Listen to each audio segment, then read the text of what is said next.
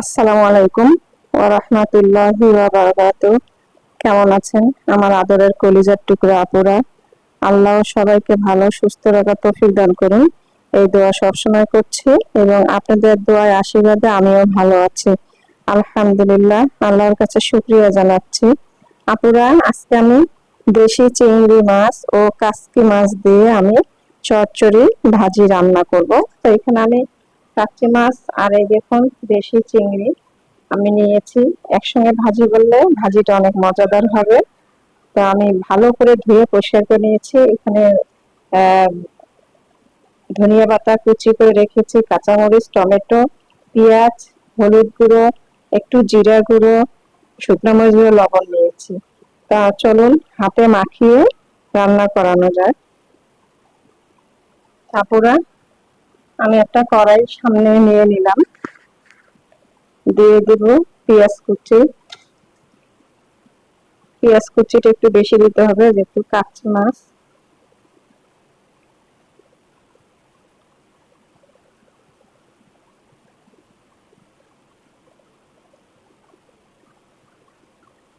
এবারে কাঁচামরিচ কাটা দিয়ে দিব।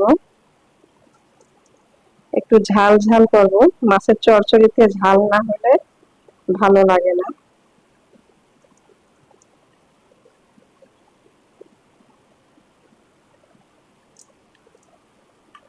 তারপরে দিয়ে দিচ্ছি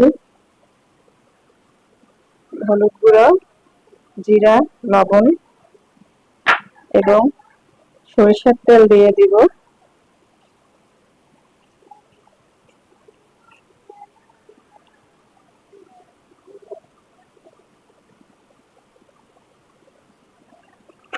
দিয়ে দিলাম সরিষার তেল।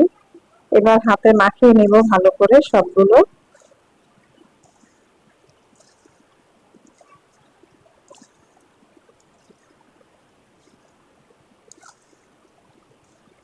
আপুরা, কাসকি মাছের সঙ্গে দেশি চিংড়ি ছোট ছোট আপনারা খেয়েছেন কিনা অবশ্যই একটু কমেন্ট করে জানাবেন তো।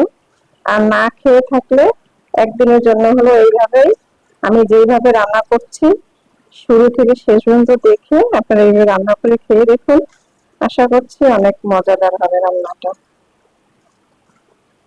আর খুব ভালো করে হাতে মাখিয়ে নিতে হবে মশলাগুলো।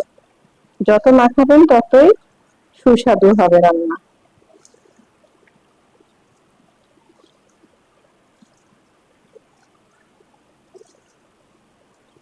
হয়ে গেল।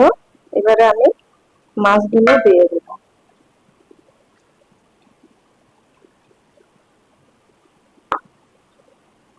এবার মাছগুলো মাখিয়ে নিব ভালো করে।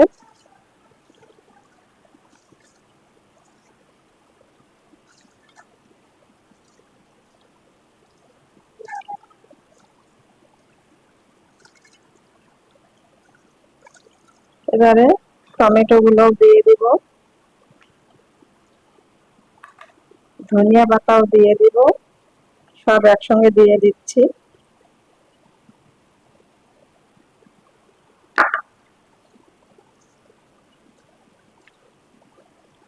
দিয়ে আবার মাখিয়ে নিচ্ছি।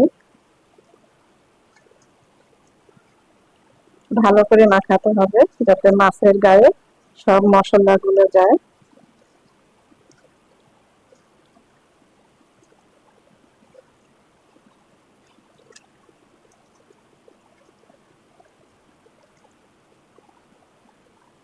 হয়ে গেল মাখানো। এবার আমি সামান্য পরিমাণ একটু পানি, তো দেওয়াই যাবে না, এমনিতেই পানি বের হয়ে আসবে, আমি শুধু হাতটা ধোয়ার মতো একটু পানি দিব।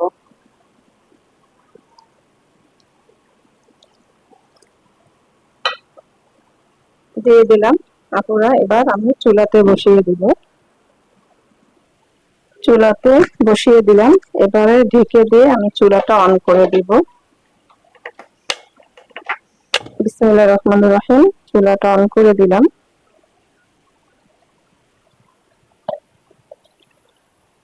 আপুরা,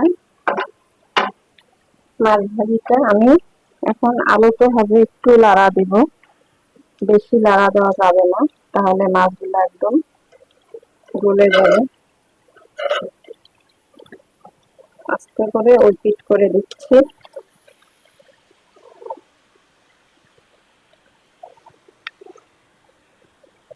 আমি একদম শুকিয়ে ফেলবো, যা পানি বের হয়েছে।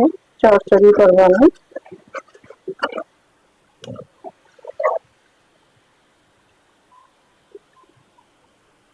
দেখুন কালারটাও অনেক সুন্দর হয়েছে।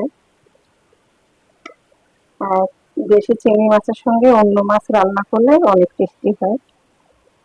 আপনারাও এইভাবে রান্না করে খেয়ে দেখুন। একদিনের জন্য হলেও খেয়ে দেখুন, ভালোই লাগবে।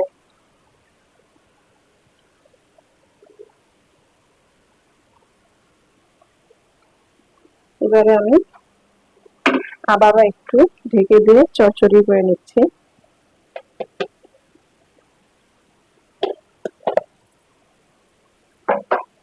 আপুরা, কাসকি মাছের চচ্চড়ি ভাজি রান্না হয়ে গেল।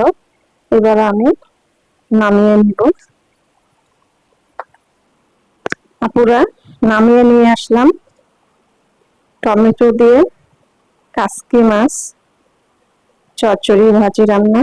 তো আপনাদের কাছে ভালো লেগে থাকলে অবশ্যই কমেন্ট করে জানাবেন, লাইক দিন, বেশি বেশি করে শেয়ার করুন।